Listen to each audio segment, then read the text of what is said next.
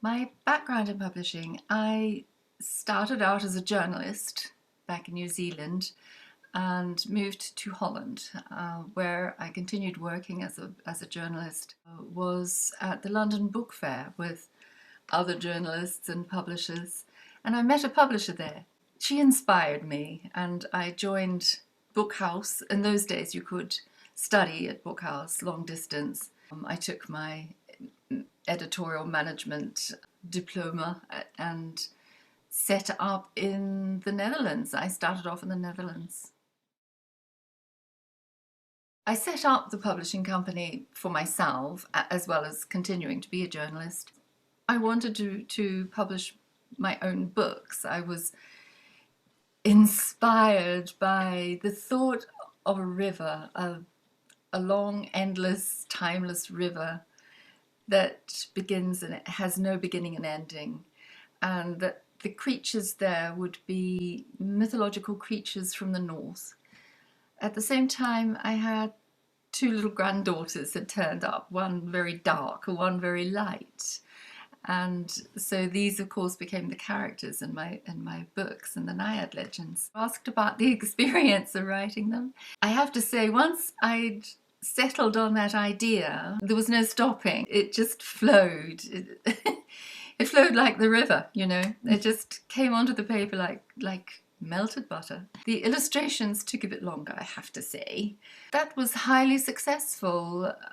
Within the first year of bringing them out, they went to 4 different languages, so they're available in German and Dutch, of course, and Danish and English. There are 2 books out. The 3rd is ready to go, and the 4th I am writing. So it's an ongoing thing, the Naiad legends.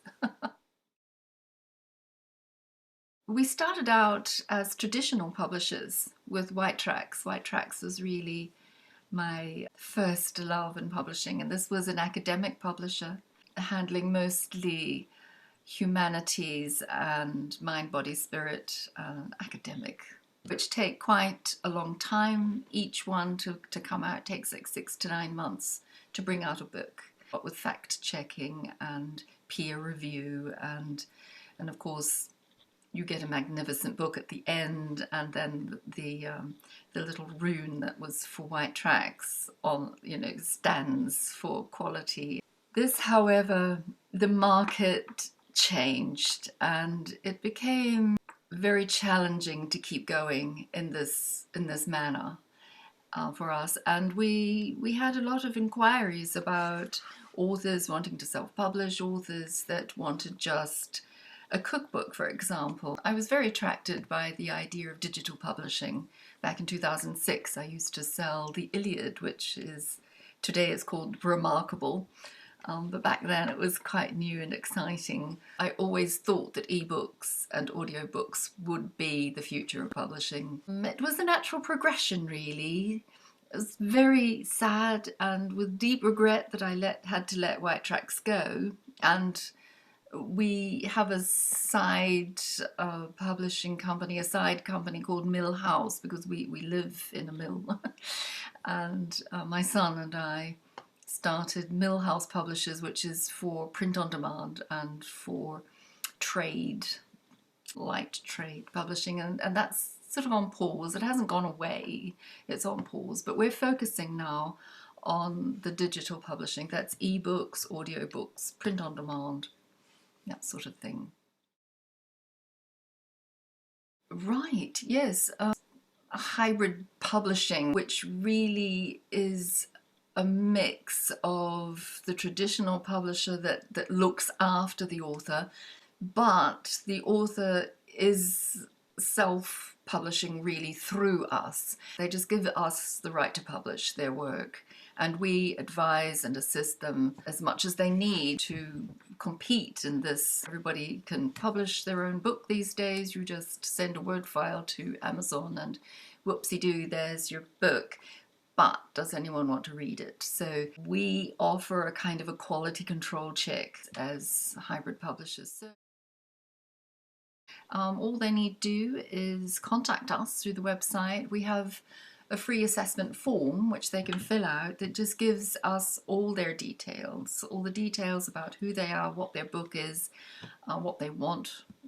They can see on the website all the various options and possibilities that we're offering. So they can choose one or two or three ideas, or they can choose a package. We've decided to present them with packages. It's considerably cheaper for them and easier for us, I have to say. If it's all in one package, we can handle that and get their book out to the readers. Yes, Kima Global. We were recently approached by a retiring publisher, Robin Beck, from Kima Global in South Africa. He's retiring and he liked what we do and our process, and it's very similar to his. So he has 30 years of experience and 30 years of gathering his titles in the mind, body, spirit genre.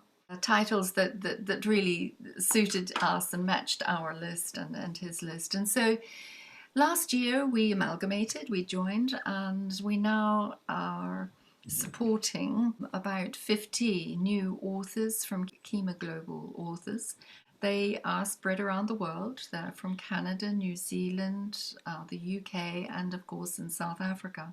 These people are, we have doctors of philosophy and science, professors that handle nutrition and medicine, and we're very proud and honored to be supporting them.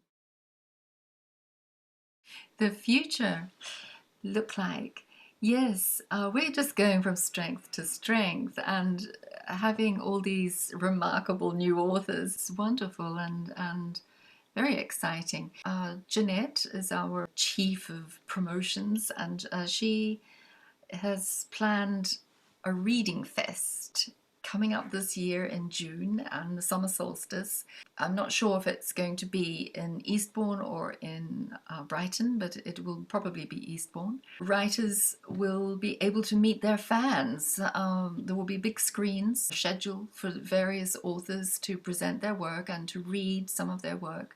A lot of the authors are offshore, so they will be on screens. Being a digital company, we expect to have a lot more digital interaction, so there will be writers' blogs, writing contests. Each author is going to have their own portfolio page. We're building that slowly. That's fun. That's going to be a lot of fun. Where can we be found? Yes, indeed. Online. epublishify.com is our website. We have Bookshop online that is also on Instagram and Facebook. The Instagram address is epublishify 2021. That's when it all kicked off. We look forward to seeing you there.